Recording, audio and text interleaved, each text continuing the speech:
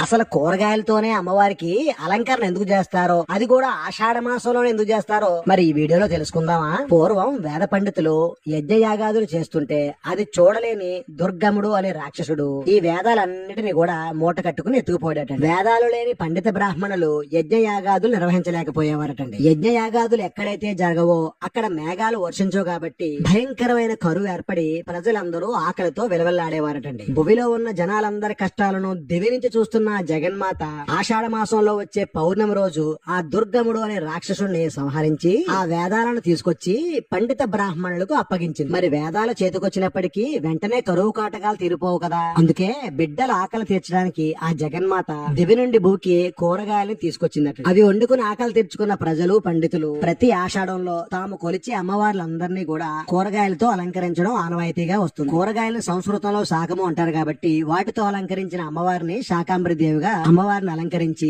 పూజలు నిర్వహించి నైవేద్యానంతరం ఆ కూరగాయల్ని వండుకుని తినడం వల్ల ఎటువంటి కరువు కాటకాలు రాకుండా ఉండేవటండి. అప్పటి నుండి ఆషాఢ మాసంలో ప్రజలందరూ తాము కొలిచే దేవతలందరినీ శాకాంబరి దేవిగా అలంకరిస్తారు.